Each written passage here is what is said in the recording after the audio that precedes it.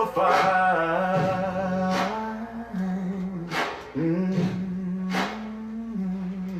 You can keep your crown, I'll keep my scars. You can keep your stage, I'll play these bars. I'm the sound of a gun rack on a Sunday night. I'm the wrong kind of ride and the right kind of fight.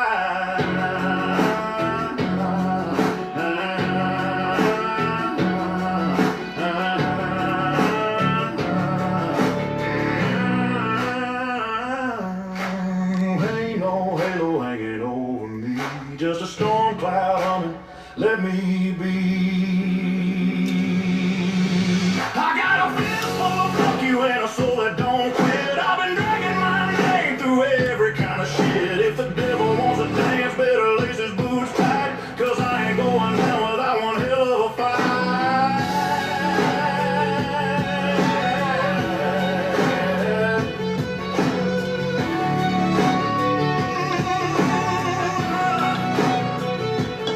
They said bite your tongue, I bit back harder. They said calm down, I just laughed louder. I'm built out of hellfire and Sunday regret. Ain't lost a damn war, just ain't done fighting yet.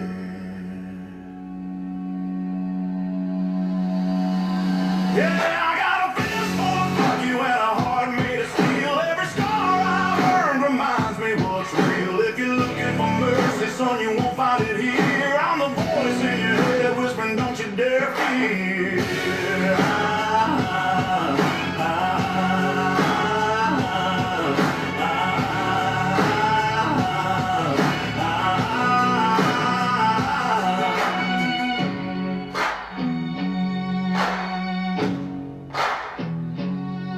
I walk through the flames, I learned how to grin. Every scar on my skin got a story within. They tried to chain me, tried to shut my mouth, but I spit in the wind and it still blew south.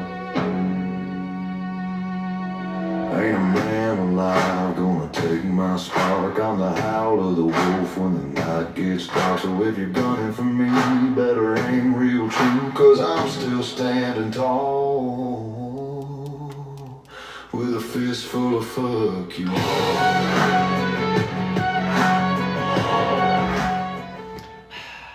To the ancestors known and unknown, Ashe. To the gods known and unknown, Ashe. All the praise, all the glory to the beat of the Most High. And I can't help but laugh, the irony in that song. It's, you know, still standing with the big old fuck you. And today I rise. Today I rise and I fight more frustration and challenges, but today I give thanks. I give thanks and a huge ass fuck you to the fact checkers that were once again proven wrong with my appeal. You know, it's... You know, it's it's frustrating, it's annoying, it's infuriating. You know, the fact that the fact that it's fact checkers that want to fact check me when it's I speak truths. I speak nothing but truths. But you know, it's I can't help but laugh at the lies. You know, it's the lies that people believe. And then it's like I point out the idiocracy, the blatant obvious, you know, ness of it. And it's like only a fool could not see through some of the veils of deceit. Only a fool would choose to stay blind and ignore the facts, you know. But then people come with true facts, and what happens? They get, you know, slapped a label on and called a, you know, conspiracy theorist and a, you know, false fact, you know, provider. And it's just like, you know, my live got cut short yesterday. Well, not just cut short, it got cut off. You know, it got cut off as I caught a ban. And a ban for what? You know, it's, am I surprised? No, I mean, it's the things I was talking about. It's the people I was talking about. But it's all truths. It's the crimes, the people I committed, it's the crimes, the people I spoke about that committed. There's truth in it. No, where did I speak the false? You know, there's truth. There's facts to back it up. And it's, you know, we live in a country, right, in the United States of America. We're supposed to be innocent until we prove ourselves guilty, right? But we get the mainstream media whores. We get the United States government. We get all these motherfuckers that provide false information. But hey, it's fact-checked by the same false fucking systems. And so it must be true. It's the motherfuckers. Oh man, it fucking infuriates me. It just ignites the flames in me that just pisses me the fuck off. It's because I know I'm speaking truth. It'd be one thing if I'm speaking a lie. It'd be one thing if I'm out here spreading lies. You know, but, and I don't even get paid for it.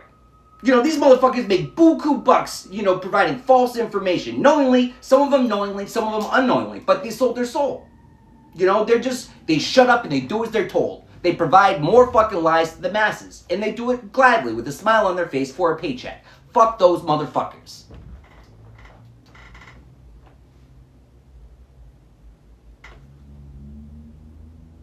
You know, but I gave thanks, you know. I gave thanks today. You know, I'm not on a ban because for some, it's kind of beyond me how I got the approval for the appeal. You know, in one sense, I know I deserve it because I'm not speaking lies. I'm speaking truths. But in the same sense, I'm fighting against a system that's built upon lies, and it's everyone buys into it. Everyone believes these fucking lies. And I'm here to say, hey, open your fucking eyes, see it for what it fucking is. And I get silenced. I get shut up. I get banned because I'm speaking the truth. But no, they want to label me as false facts. It's like, fuck off. Fuck all the way off. All the way. Yeah, I'm fiery today. You know, I'm happy though. I'm happy. But fuck the system. Fuck those fact checkers. Because there's no... Factual. Factual. What is factual? What is factual? You know, factual is, you know... And I was glad, you know, I'm not on a ban. But then I also, you know, I spent hours of frustration trying to work on my setup. You know, I work with minimal equipment. And it's trying to do things with equipment that it's not meant to do. And then it's also part of not necessarily all the knowledge. I have basic knowledge for just about everything. I can get by. You know what I mean? And I can MacGyver some shit, but some things it's hard to really MacGyver. You know, in which case I know when I get to that point where I've tried so many different ways of MacGyvering where it's like, okay, just let it go. Like, it's not meant to be right now. But those are, you know, things that are planted in my mind where this is what's going to help me, this is what's going to benefit me, this is what I need to do. But so I tried multiple different ways, okay, none of it's working. It's all equally, some of it more frustrating, right? But it's just being at peace. It's like, okay, I'm not losing sight of what I want to do, but it's just going to take more time. But it's like...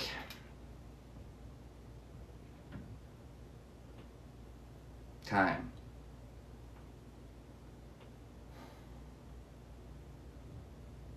You know, but so often we spend a lot of time, you know, the conclusion I came to was, I'm doing too much, I don't need to do it right now. I need to just continue doing it the way I'm doing it. Would it be nice? Would I prefer to do it other ways? Yes. Is it necessarily available to me, the means, the ways to be able to do it? No. And which I have a hard time being at peace with that because I want what I want and I like what I like and I want what I like. You know what I mean? But it is funny too because the things that I'm striving for and wanting for, it's not even necessarily for me. It's to help me to help others. It's not just for me. I mean, does it benefit me? I mean, yes, in the sense of it helps me, allows me to do what I'm doing, but it's not even for me. It's all the struggles and frustration and stuff situations I'm putting myself into willingly, and for what? So I can be here to help others. It's, on one sense, it's like, damn, it's like, why do I keep adding all this frustration onto my plate? It's like, damn, why do I keep going out of my way to do this to help others? It's because that's what I want to do. You know, but it's also sometimes it's, you know, the realization that I over-frustrate myself just by my sense of perfectionism. It's my sense of I want things how I want them. And it's the Most High saying, I know that, but what you're doing is fine, and you need to be okay with that. But it's a hard thing that I have a hard time being okay with that sometimes. It's like I know it to be true, but it doesn't stop me from still trying new ways. This is probably the 4th or 5th time I've attempted to do the same thing, but in a different way. And it's not a failure, it's just I found another way that doesn't fucking work. And it's like, hey, thanks, I found another way that doesn't work. Can you show me a way that does fucking work? Because I really want to get over this fucking frustration. I really do. But it's like, I don't know. It is what it is. And so I finally Out of frustration, I stopped. I stopped trying to solve the same problem, even though it's a different way. It's still not working. And so after more hours of frustration, it's okay. I just stopped for today. Enough of that problem for today, and now we'll just get into what I'm going to get into. And so here we are right now. So today, this rising, we are going to get into the Gospel of Nicodemus. The Gospel of Nicodemus. Introduction to the Gospel of Nicodemus. The Gospel of Nicodemus, sometimes referred to as the Acts of Pilate, is a fascinating text that offers a detailed, vivid account of the events surrounding the trial, crucifixion, and resurrection of Yeshua. Although its origins remain somewhat obscure, this ancient gospel provides a unique perspective not found in the canonical New Testament or the interactions between key figures such as Pilate, Yeshua, and the Jewish leaders of the time. The text, believed to have been written in the 4th century, delves into the trial of Yeshua before Pilate, his crucifixion, and the remarkable events that followed, including his resurrection and post-resurrection appearances. It gives voice to several individuals who played crucial roles in the Passion narrative, notably Nicodemus, who is often seen as a figure of compassion and understanding within the Jewish community, and Joseph and Arimathea, who courageously asked for Yeshua's body. Through their eyes, we get an enriched understanding of these pivotal moments in Christian history. The Gospel of Nicodemus is more than just an account of Yeshua's death. It's a documentation that reflects the complexity of the early Christian community's understanding of Yeshua as both a divine and a human figure. The post-crucifixion narrative in this text also sheds light on the interactions between the early Christians and their Jewish contemporaries, providing a glimpse into the internal struggle and the powerful sense of faith that shaped the early church's development. In this version, we present a paraphrased account of the Gospel of Nicodemus, retaining the essence of the original while presenting it in a more accessible and fluid manner. This rendition aims to preserve the impact of the story while ensuring that the text is easily understood and engaging to readers, whether they are familiar with the original gospel or approaching it for the first time. As you read, you will encounter moments of deep reflection, as well as miracles and signs that point to the profound mystery of Yeshua's identity and mission. The interactions between the Roman governor Pilate and the Jewish leaders, and figures like Nicodemus and Joseph of Arimathea, illuminate the historical and spiritual context of the Passion, while the resurrection and ascension narratives offer hope and confirmation of the internal truths that were revealed through Yeshua's life and sacrifice. This gospel serves as both a historical document and a testament to the enduring power of faith, bringing to light the unseen, miraculous dimensions of Christ's life and inspirations, shedding new light on the enduring story that lies at the heart of Christianity. Historical context. The Gospel of Nicodemus, known also as the Acts of Pilate, was composed between the 3rd and 5th centuries CE, based on earlier traditions. It elaborates on the trial, crucifixion, and descent of Yeshua into the world. Though not Gnostic, it reflects a vibrant strand of early Christian imagination concerned with justice, redemption, and the ultimate triumph over death. The text blends narrative expansion with theological reflection and was highly influenced in the medieval Christian thought. The Gospel of Nicodemus, the text. Part 1, the trial of Yeshua. Chapter 1, none of the Jews, not even Herod or his judges, washed their hands before the trial. When they refused, Pilate stood and took decisive action. Herod, having ordered the Lord to be brought before him, commanded, "Do as I have instructed with him." Joseph, a close friend of both Pilate and the Lord stood by, observing the preparations for the crucifixion. As the moment of Yeshua's death neared, Joseph approached Pilate to request the body for burial. After consulting with Herod, Pilate agreed and arranged for Yeshua's body to be handed over. Herod responded, "Even if no one had asked for him, we would have buried him, as the Sabbath is approaching.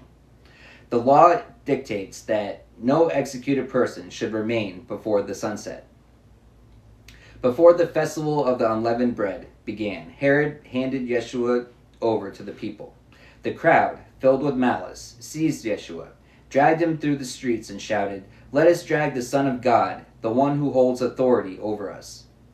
They dressed him in purple and mocked him by placing him on a judgment seat, and jeered, "Judge justly, King of Israel." One person brought a crown of thorns and placed it on his head. Others spat in his face, struck him, and pierced him with the reed. Some scourged him, saying, "Let us honor the Son of God with this gesture." The soldiers then led Yeshua out to be crucified, and as they went, they forced a man named Simon from Cyrene to carry the cross. A crowd followed, with many women mourning and wailing for him. Yeshua turned to them and said, "Daughters of Jerusalem, do not weep for me. Weep for yourselves and for your children. The time will come when people will say, 'Blessed are those who never gave birth, those who never nursed.' Then they will cry out to the mountains, 'Fall on us,' and to the hills, 'Cover us.' If they do this while the tree is still green, what will happen when it is dry?" 2 criminals were crucified alongside Yeshua, one positioned on each side. As the crowd moved past, many hurled insults and shook their heads in disbelief. "Didn't you say you could tear down the temple and rebuild it in 3 days? Well then, save yourself. If you really are the Son of God, come down from that cross." The religious authorities, the chief priests, scribes, and elders, joined in the mockery. "He helped others, but now he's powerless. Some king of Israel. If he steps down from that cross right now, maybe we'll believe him. He trusted in God. Let's see if God shows up to rescue him. After all, he said he was God's son." Even the thieves hanging beside him took turns ridiculing him. From noon onward, an unnatural darkness spread across the land, lasting until the mid-afternoon. Then, around 3 o'clock, Yeshua cried out in a loud voice, "Eli, Eli, lema sabachthani," which means, my God, why have you abandoned me?" Hearing this, some of the bystanders thought he was calling for Elijah. One of them quickly grabbed a sponge, dipped it in sour wine, placed it on a stick, and lifted it to Yeshua's lips. But others said, "Wait, let's see if Elijah comes to save him." After letting out one final cry, Yeshua exhaled his last breath. In that instant, the massive curtain inside the temple ripped apart from top to bottom. The earth trembled violently. Rocks split open, and tombs were shattered. Many holy people who had died rose from their graves. After Yeshua's resurrection, they entered the holy city and were seen by many.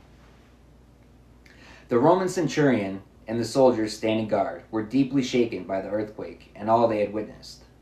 Overcome with fear, they said, "Without a doubt, this man was truly the Son of God." At a distance, a group of women watched everything unfold.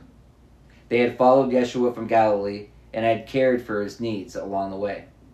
Among them were Mary Magdalene, Mary the mother of Mary the mother of James and Joseph, and the mother of the sons of Zebedee. Chapter 2. When Pilate heard the accusations escalating, he grew uneasy and prepared to rise from his seat. But before he could move, a message arrived from his wife, who was observing the proceedings from a distance. Have nothing to do with this righteous man," she warned. "Last night I suffered terribly in a dream because of him." The moment this message was relayed, the Jewish leaders mocked Pilate, saying, "Didn't we tell you? He's a sorcerer. Now he's even manipulating your wife's dreams." Pilate turned to Yeshua and asked, "You've heard all their accusations. Why do you remain silent? Why don't you respond?" Yeshua calmly replied, "If they lacked the power to speak, they wouldn't accuse me. But since every person is free to speak their good or evil, they must take responsibility for what they say." Some of the elders shouted back, "And what exactly should we be responsible for?" Yeshua answered, "First, your people say I was born illegitimately. Second, because of my birth, innocent children in Bethlehem were slaughtered. And third, my parents, Mary and Joseph, were forced to flee to Egypt to protect me from your threats." Not everyone in the crowd agreed with this. A few men stepped forward and said, "We can't say he was born from fornication. We know his mother, Mary, was engaged to Joseph. That means his birth wasn't unlawful." Pilate looked at the accusers and said, "Even your own people confirm that he was betrothed. That disproves your claim." But Annas and Caiaphas retorted, "Look at the crowd. Most believe he was born in sin and practices sorcery. Only his followers deny it. They're not Jews like us. They're outsiders who follow him instead of the law." Pilate asked, "And who are these followers you speak of?" The leaders replied, "They're Gentiles who've never converted, yet they follow his teachings." At that moment, 12 men stepped forward. I am skipping every single one of those names. And said, "We're not converts. We were born Jews, and we tell the truth. We were there when Mary was engaged to Joseph." Pilate turned to these 12 and declared, "By the life of Caesar, I ask you, was he born outside of marriage? Are you speaking the truth?" They replied, Our law forbids us from taking oaths, as it is sinful. But let those who deny our words swear by Caesar's name. If they're telling the truth, we'll accept death without protest."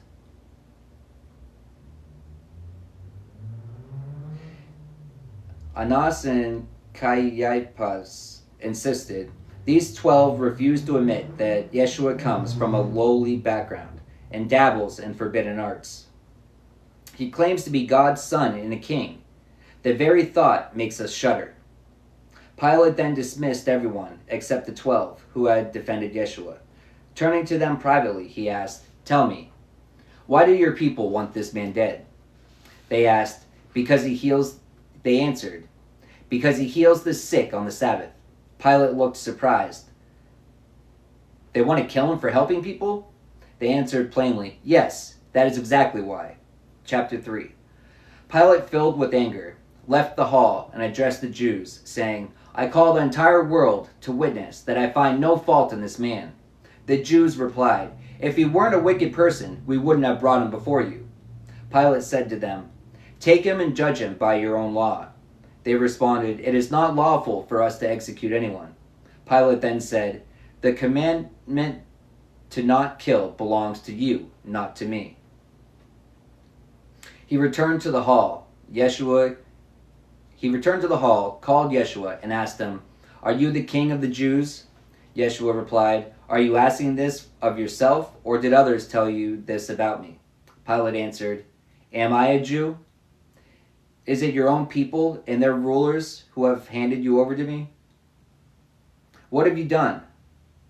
Yeshua replied, "My kingdom is not of this world.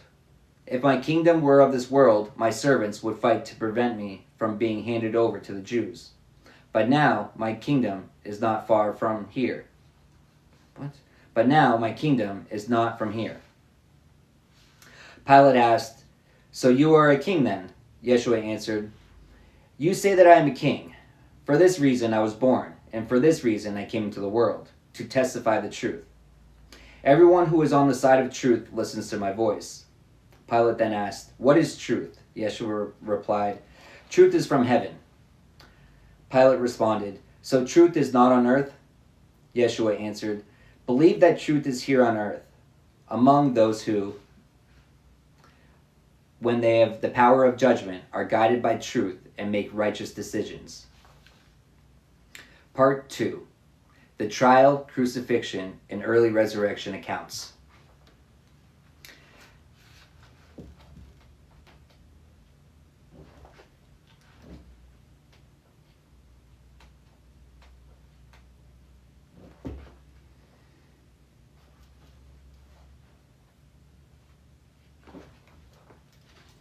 Chapter 4. Pilate left Yeshua at the hall and went out to speak with the Jewish leaders. He told them, "I find no fault in this man." The Jews replied, "He claimed he could destroy the temple of God and rebuild it in 3 days." Pilate, confused, asked them, "What temple is he talking about?" The Jews answered, "The one Solomon built, which took 46 years. He said he would destroy it and rebuild it in 3 days." Pilate responded, "I am not guilty of this man's blood. You were responsible for it." The Jews then declared, let his blood be on us and our children." Pilate gathered the elders, scribes, priests, and Levites, and spoke to them privately, saying, "Do not act this way. I have found no grounds for his execution, whether for healing on the Sabbath or any other charge that warrants death." The priests and Levites responded, "By the life of Caesar, anyone who blasphemes deserves to die. But this man has blasphemed against God." Pilate dismissed the Jewish leaders and called for Yeshua again. He asked, "What should I do with you?" Yeshua answered, "Do what is written." Pilate asked, "How is it written?" Yeshua replied, "Moses and the prophets foretold my suffering and resurrection." The Jews, hearing this, were provoked and said to Pilate, "Why do you keep listening to the blasphemy of this man?" Pilate answered, "If these words seem blasphemous to you, take him and try him by your own law." The Jews responded, "Our law says he should receive 39 lashes, but if he continues to blaspheme, he should be stoned." Pilate answered, "If his words are blasphemy, then judge him according to your law." The Jews responded, "Our law forbids us from putting anyone to death. We desire that he be crucified, as he deserves to die on the cross." Pilate said, "It is not right that he should be crucified. Let him be whipped and sent away." When Pilate saw the crowd of Jews in tears, he spoke to the chief priests, saying, "Not all the people desire his death." The elders of the Jews responded, "We and all the people have come for this very purpose, and he should die." Pilate asked, "Why should he die?" They replied, "Because he claims to be the Son of God and a king." Chapter 5. Nicodemus, a certain Jew, stood before the governor and said, "I beg you, O righteous judge, grant me the opportunity to speak for a moment." Pilate responded, "Speak on." Nicodemus continued, "I spoke to the elders of the Jews, the scribes, priests, Levites, and the entire assembly of Jews. I asked them, 'What do you intend to do with this man?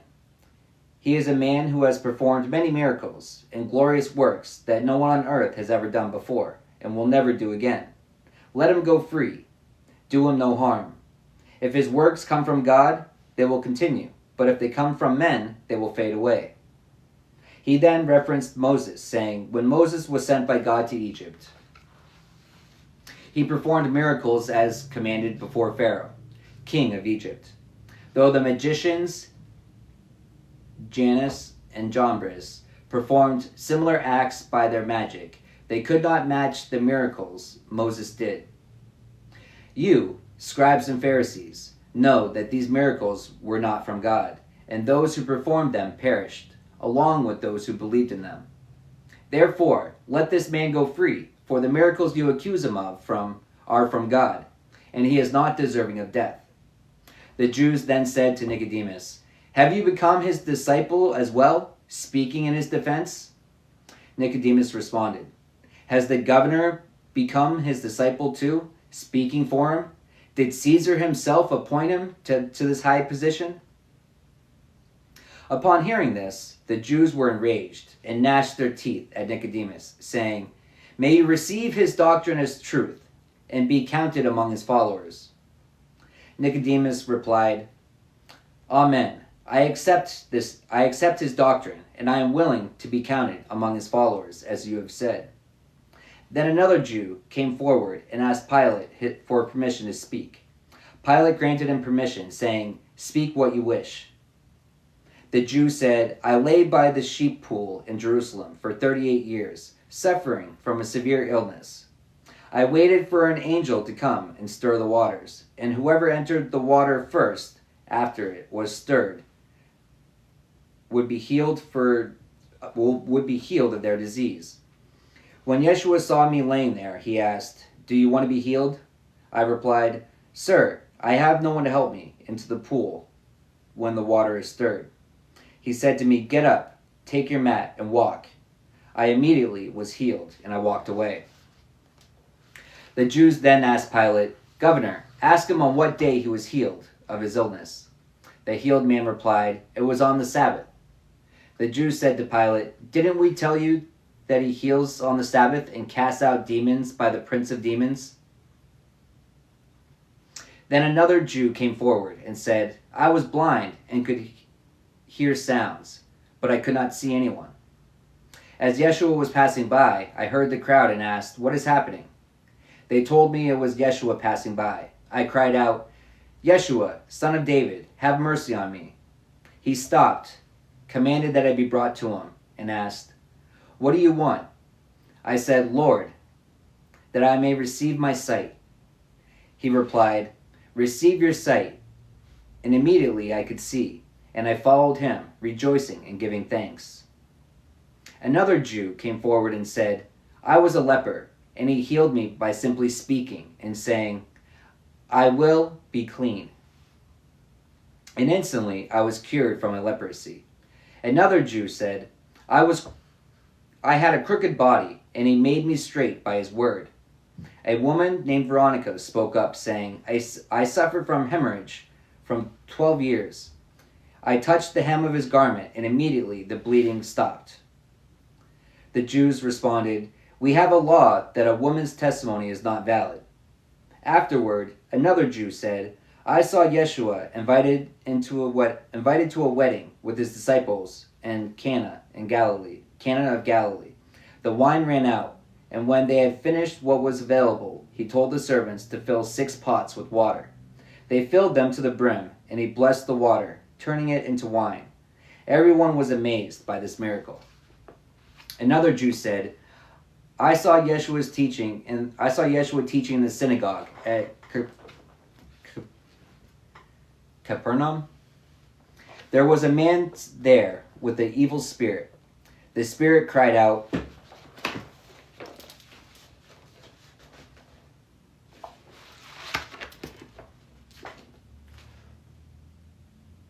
"What do you want with Yeshua, Jesus of Nazareth? Have you come to destroy us? I know who you are, the Holy One of God." Yeshua rebuked the spirit, saying, "Be silent, unclean spirit, and come out of him." The spirit left the man without harming him. The Pharisees spoke, saying, "I saw many people coming to Yeshua from Galilee, Judea, and the surrounding areas. Many sick people came to him, and he healed them all. I also heard unclean spirits crying out, 'You are the Son of God.'" Yeshua rebuked them, commanding them to be silent and not reveal his identity. After this, a man named Centurion spoke, saying, "I saw Yeshua in Capernaum. I asked him, 'Lord, my servant is paralyzed at home.' Yeshua said, 'I will come and heal him.' But I replied, 'Lord, I am not worthy for you to come under my roof. Just say the word, and my servant will be healed.' Yeshua said, 'Go, your servant is healed, as you have believed.' And my servant was healed that very hour. A nobleman also spoke, saying, 'I had a son who was near death in Capernaum. When I heard that Yeshua had come to Galilee, I went to him, asking him to come and heal my son. Yeshua said to me, "Go your way, your son lives." My son was healed from that moment." Many Jews, both men and women, testified, saying, "He is truly the Son of God, who heals all diseases with his word, and to whom even the demons are subject." Some added, "This power can only come from God." Pilate then asked the Jews, "Why aren't your doctors able to make demons obey them?" Some replied, The power to cast out demons can only come from God. Others told Pilate that Yeshua had raised Lazarus from the dead, even after he had been in the tomb for 4 days.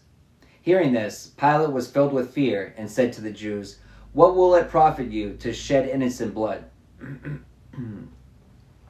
Pilate, trembling, said to the Jews, "What will it profit you to shed innocent blood?" The crowd's response only fueled his concern.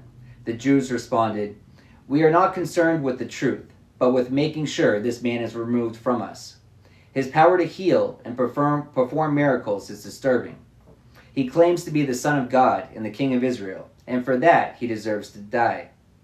Pilate, still uneasy, sought any justification to release Yeshua, but the Jews pressed harder, insisting, "We have a law, and according to that law, anyone who calls themselves the Son of God and King of the Jews is guilty of blasphemy and deserving of death." Pilate, in an attempt to find another solution, said, "He does not deserve the death sentence. Let him be whipped and sent away." But when Pilate noticed the large crowd of Jews gathering, many of them weeping, he turned to the chief priests, saying, "Not everyone here wants him to die. Some of them are upset, but others are moved by his words."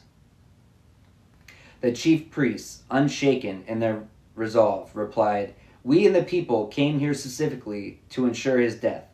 There is no other way." Pilate, reluctant but under pressure, finally asked, "Why should he die?" The chief priests answered, "Because he calls himself the Son of God and a king. We cannot allow such a person to walk free." Chapter 6. Seeing the growing unrest among the Jews, Pilate summoned Nicodemus and the 15 men who had testified that Yeshua was not born of illicit means. He asked them, "What should I do? There seems to be an uprising among the people." They answered, "We don't know. Let those who have incited this disturbance handle it." Pilate then called for the crowd and said, "As it is customary, I release one prisoner to you during the Passover festival. I have 2 prisoners here, Barabbas, a known murderer, and Yeshua, who is called Christ. I find no reason to condemn Yeshua to death. Which one would you like me to release?" The crowd shouted, "Release Barabbas." Pilate asked, "What then should I do with Yeshua, who is called Christ?" They all shouted back, "Let him be crucified." Pilate tried again, "Why? What crime has he committed?" They shouted louder, "Let him be crucified." Then the crowd said to Pilate, "If you release this man, you're no friend of Caesar. He had claimed to be the Son of God and a king. Do you want him to be king instead of Caesar?" Pilate, filled with anger, responded to them, "Your nation has always been rebellious and ungrateful. You've been against those who have helped you." The Jews retorted, "Who are those people who have helped us?" Pilate answered, "Your God, who delivered you from the Egyptians, who parted the Red Sea so you could walk through on dry land, who provided you with manna in the wilderness, who brought water from the rock and gave you a law from heaven. You provoked him countless times.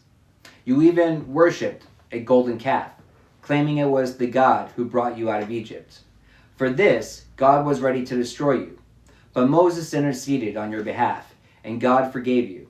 Pilate continued, "After that, you turned against Moses and Aaron, and you always grumbled against God and his prophets." Rising from his seat, Pilate tried to leave, but the Jews cried out, "We acknowledge Caesar as our king, not Yeshua." Pilate, confused, remembered the story of Yeshua's birth. He said, "When he was born, wise men came and offered gifts to him. When Herod heard about this, he was so troubled that he wanted to kill him. And when his father, Joseph, learned of this, he fled with Yeshua and Mary to Egypt.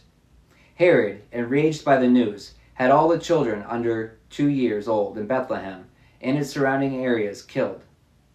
When Pilate heard this, he was afraid. He commanded the people to be silent and turned to Yeshua, asking, "Are you, then, a king?" The Jews answered, "He is the one Herod tried to have killed." Pilate, trying to clear himself of responsibility, took water and washed his hands in front of the crowd, declaring, I am innocent of the blood of this man. You take responsibility for it." The Jews responded, "His blood be on us and our children." Pilate, realizing he could not sway the crowd, summoned Yeshua and said to him, "Your own people have accused you of claiming to be king. Therefore I, Pilate, sentence you to be whipped according to the law of former governors. Afterward, you will be bound and hung on a cross, alongside two criminals named Demas and Justus." Chapter 7. Yeshua left the hall, and the two thieves followed him. They arrived at a place called Golgotha, where Yeshua was stripped of his clothing, wrapped in a linen cloth, and crowned with thorns. He was given a reed to hold as well. The two thieves who were crucified with him were also treated in the same way. Demas was placed on Yeshua's right, and Justus on his left. As they prepared to crucify him, Yeshua prayed, saying, "Father, forgive them, for they do not understand what they are doing." The soldiers divided Yeshua's clothes among them. The soldiers divided their clothes among themselves, casting lots to determine who would take each garment. Meanwhile, the crowd stood by, while the chief priests and elders of the Jews mocked him, saying, "He saved others, but he cannot save himself. If he truly is the Son of God, let him come down from that cross." The soldiers also mocked him, offering him a mixture of vinegar and gall, and taunted, "If you are king of the Jews, save yourself." Then a soldier named Longimus took a spear and pierced Yeshua's side, and immediately blood and water flowed out. Pilate had a sign placed above Yeshua on the cross, written in Hebrew, Latin, and Greek, which read, "This is the King of the Jews." One of the thieves, who was hung beside Yeshua, mocked him as well, saying, "If you are the Christ, save yourself and us too." But the other thief on Yeshua's right rebuked the thief, saying, "Don't you fear God? We are here because of our crimes, but this man has done nothing wrong." Demas then turned to Yeshua and said, "Lord, remember me when you come into your kingdom." Yeshua replied, "Truly, I tell you, today you will be with me in paradise."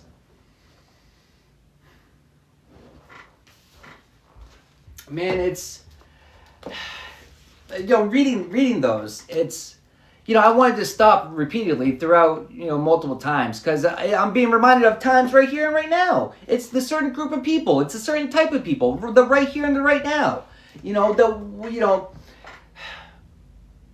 They claim that they are one thing. They claim that they serve, the Most High. But it's demigods. It's clear that they serve demigods. It's, they wanted Yeshua to be killed, but by their law, they can't do it. So have someone else do our will. Have someone else do our will. Having other people do our will. It's interesting, I'm being reminded of this group of people that infiltrates every country, and forces, they infiltrate the countries, infiltrate the government, and then they force the government to do their bidding, to do their will. What group of people is that that's still in existence of today? What group is that? The people that had Yeshua killed because his teachings were scary to them, because they feared it. Why did they fear it? Because it was the truth. The motherfucking truth. That's why they feared it. That's why they silenced them. That's why they changed Christianity to now they don't follow the teachings of Yeshua. They preach the words of Yeshua, but they don't follow the teachings of Yeshua.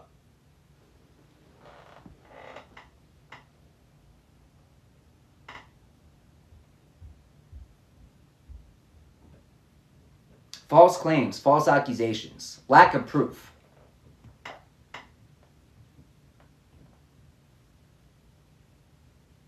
It's funny. It's the crowd. It's the crowds that they had formed. But it's the crowds that they formed time after time after time. They saw Yeshua ascend and they said, "Oh, fuck no, we can't have this. We can't have motherfuckers out here showing people the truth, showing all the lies and deceit in our way. It's going to take the money out of our pockets because we know how much they love their money." And that's never changed. Never changed. Not once. You know, it's the same. I'm led to believe it's the same. Well, it's the same souls. It's the same fucking lost souls coming back again and don't learn from their ways. Well, it doesn't help that. Well, it's it's interesting that I kind of believe that would be their punishment. The same people that took away true teachings, true ways of the ones that intentionally hid the path. It's their souls is probably bound to wander and wander, keep coming back, incarnation after incarnation, stuck, never ascending. But another part of me believes that, it's maybe over a matter of time, maybe they have to put in a lot of fucking work. Because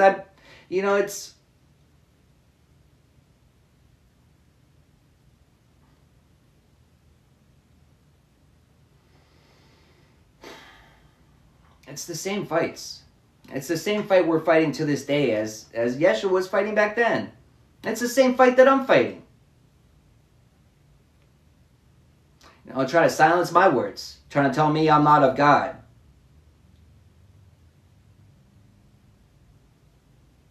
My perseverance, my strength, my endurance, it comes from the Most High. I can persevere any storm. But those that come against me, can they?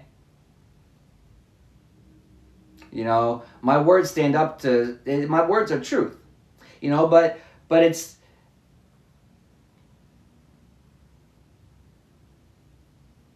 people that co-sign to the false systems.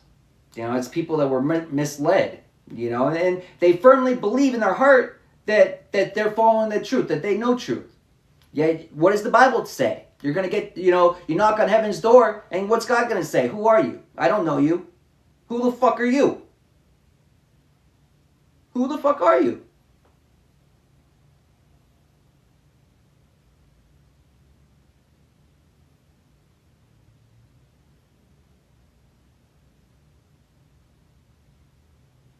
A sorcerer. Yeah, right. It's interesting. That's what they teach. They teach in the Talmud. What's what they teach in the Talmud? They teach that, he was the son of a whore. And it was a sorcerer. Those are their teachings. So the blatant idiocracy of people saying, if you're a true Christian, you're going to support these group of people. The fuck you are? If you're a true Christian, you're not going to support those people. It's oxymoronic. You can't be both. You cannot be a Christian and support those people. You can't. You can't. It's not possible. It is not possible. You can serve a demigod. You can follow a demigod and serve a demigod and that group of people, but you can't do both because their wills are the exact opposite. Their intentions are the exact opposite.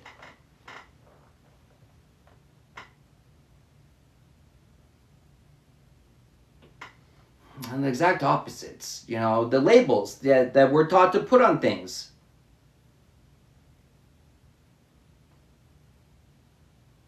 We're taught to be fearful of things that could expose the truth. Of course we are. Of course we are. Whatever religion, society, whatever they're telling you to be afraid of, look deeper into that. Why should I be afraid of this?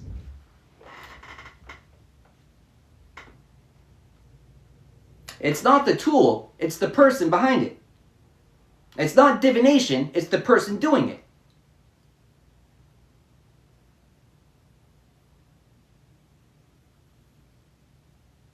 But getting other people to do their will, getting other people to do their bidding.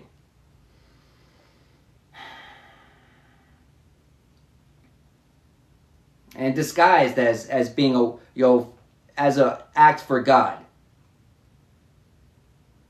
What God? There's many gods. There's one Most High. There's only one Most High, but there's many gods. Plenty of gods, a plethora, an endless amount of gods.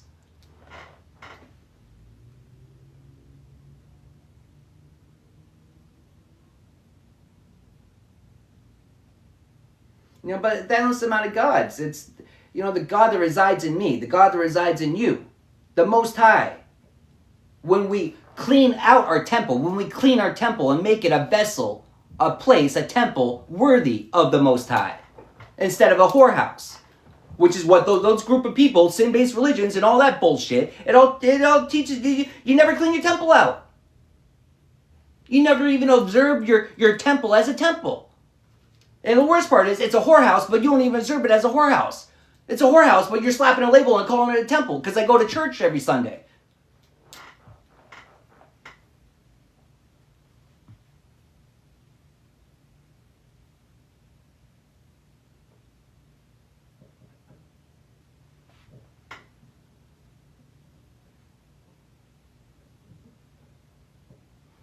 Yeah, it's interesting times we live in. It's so much has changed, but nothing has changed. You know, the fights that we're fighting today, you know, the ways, the battles are slightly different, but it's still the same war. The war has never stopped. The only confusion is that we think it ended. You know, what's interesting too is the United States of America. You know how many, you know, what is it, 200 and something out of the 200 and something years that we've been in country, right? You know how many years we've actually been in peace? Less than a handful. Out of 200 and something years, less than a handful of years we've actually been at peace. Well, that's weird because, you know, how many declarations of war have we had? Not too many. You know, we used to only go to war when we had a declaration of war. Now we go to war whenever it's beneficial to whoever has the most money. Pretty much. That's who goes to war.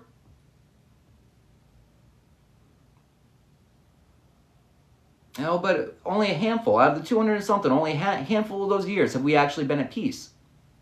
A lot of the wars we never should have been involved in. Had it been a vote of the people, we wouldn't have been involved in it. But we took the vote, we took the voice away from the people. You know, we took the voice away from us, and we give it to our elected officials who betray us, and yet year after year we allow them to sit in that motherfucking seat. As soon as their words don't match up with their action, motherfucker, out. Bye. See you later, bitch. Get the fuck rid of them. Clean the motherfucking swamp. Get rid of them. You either say what you mean and mean what you say, or get the fuck out of politics. Clean up the motherfucking swamp. We think we have to wait until the next election? Get them the fuck out now. Speak up now. We look at what's happening in Minnesota with Tim Walz and all that shit, right? And then, but notice how loud he gets, how loud he got, right? Though, interesting too. Look at that, the lady in Maine. Look at that governor in Maine. Maine, I love you guys, but you know, it's, come on. You've been electing that bitch for a long fucking time. Like, wake the fuck up. It's not working for you. And then look at the way that she speaks up and get real loud and real, you know, you see how she found that pair of balls to drop and speak up against Trump and that dinner that she had, right? Yeah, she found a pair of balls. Well, why? Because she's scared. She's scared. The bitch is shaking. She's scared. The same reason that Tim is scared. The corruption. Come on. Wake up. Who's being so loud against these actions that Trumps are doing? Who's speaking the loudest against them? They have the most to hide.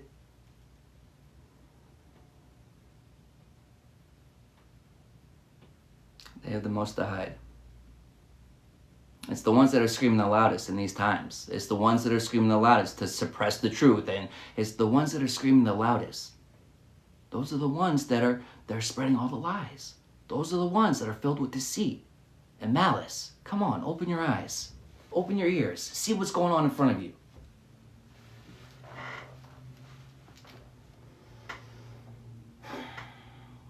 But yeah, how you guys doing this rising?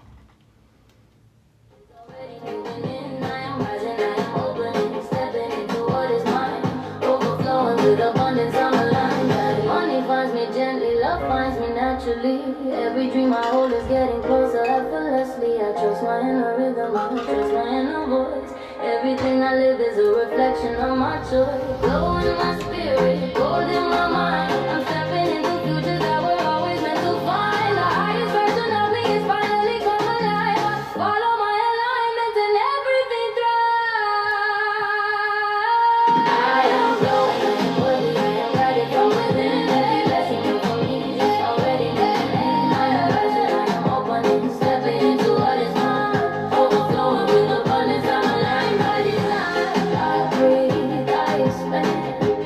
I receive, I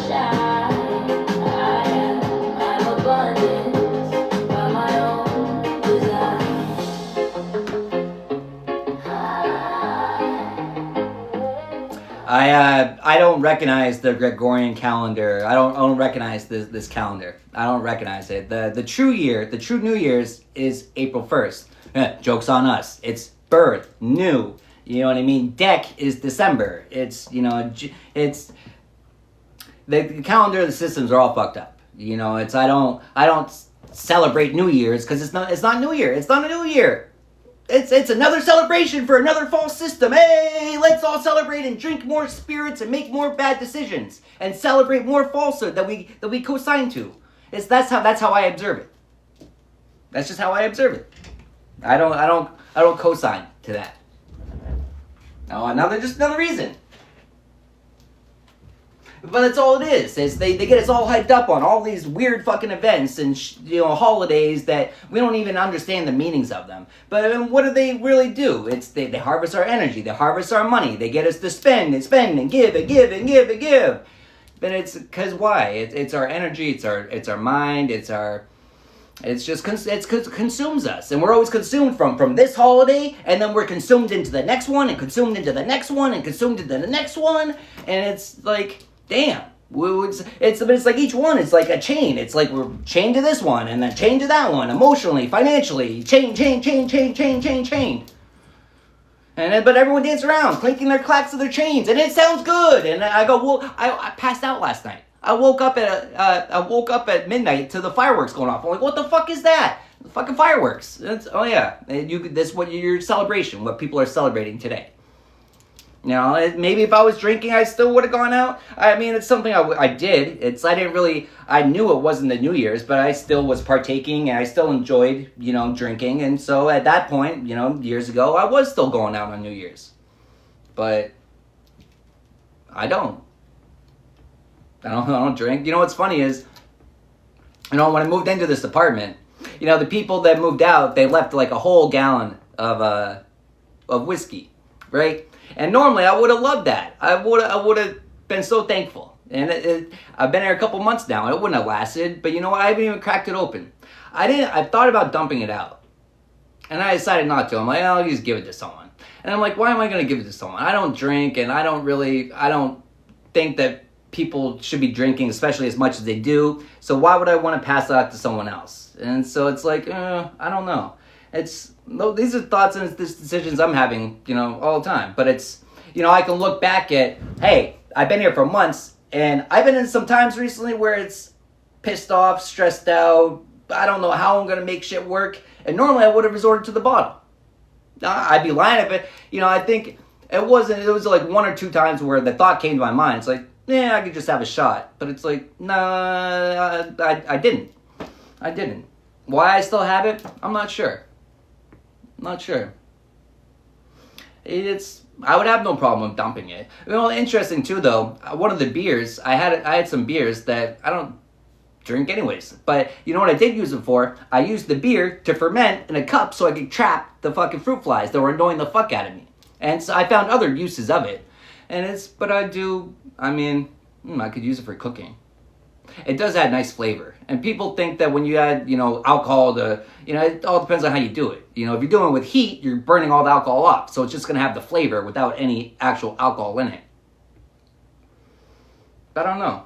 And, but I see the bottle all the time. And it's, thought goes through my mind. Why is it still there? Why do I still have it? I don't have the want or urge to drink. And if I did, so I would have already tapped into that. Especially recently, I would have already tapped into that. Yep. That's not me, though. I don't enjoy it. But I think part of it was, like, if it's not something I enjoy doing when I'm up, why am I going to want to enjoy doing it when I'm at one of my, well, I don't want to say one of my lowest, but when I'm just in a low point. I try to choose things that, even at a low point, it's still the choices that I'm going to make at a high point. And so, but it's not giving into, alcohol had a huge grasp on my life for a long time. And am I concerned? No. I could have a drink today and not drink tomorrow, and probably not drink again for another months or who knows how long. But I don't want to. Sometimes I get, I look at people posting, their chips. right? And it's on one hand, it's like I don't really co-sign with the systems, right?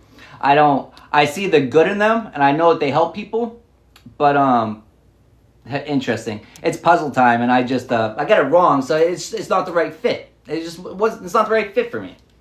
And not like I say because I've ever been. It's just that it's the structure of it in general. I know it's not good for me. You know, therapist, never believed in, never went to. You know, irony too is because I do it in my own way, because I kind of am a therapist, but not so much in like the indoctrinated way that therapists do.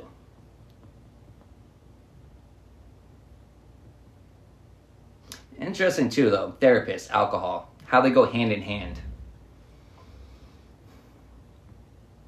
They both bring out the truth to some extent.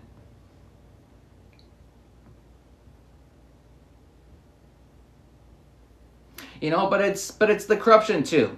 The corruption of, you know, not all therapists, you know, a lot of them, there are good and there are bad ones. There are ones that are just gonna, you know, try to prescribe you as many people on things because they get kickbacks. You know, of course there are. You know, there's corruption in everything. There's corruption in everything and everywhere.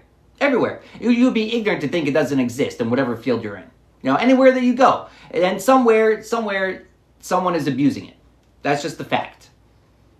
You know, and some things, you know, some places, people abuse things more than others. You know, there's like in Minnesota, they abuse the child health care or child daycare and stuff like that. It's just abuse. But abuse is abuse. And it's funny, though. It's funny watching people finally being caught. You know, they have no problem taking the checks, the free money. No problem taking the free money. You know, but when it comes to the vocalization of speaking the words, fraud is bad. It's the words that, you know, how many times the same people that when those words come out of their mouth, fraud is bad, they freeze up because the realization of the actions that they've done. But yet, how often do they point their finger at other people saying that they're fraudsters, saying that they're the bad guys? Hey, they're bad guy, fraud. Well, these motherfuckers are sitting here committing the most atrocious frauds. You know what I mean? It's like, motherfuckers. And we're supposed to feel bad for you now. Oh, well, now my reputation is ruined, and now I can't get a job, and I can't pay my bills, and I can't do this, and you weren't working anyways. You were just collecting free money. The fuck?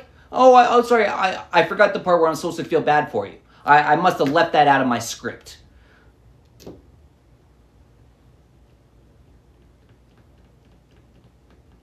I don't feel bad for self-induced problems. No remorse.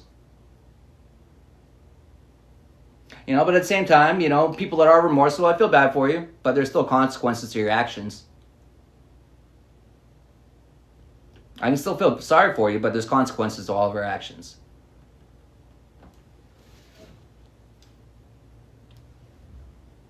But the funk still bleeds. Got a country heart with some outlaw need.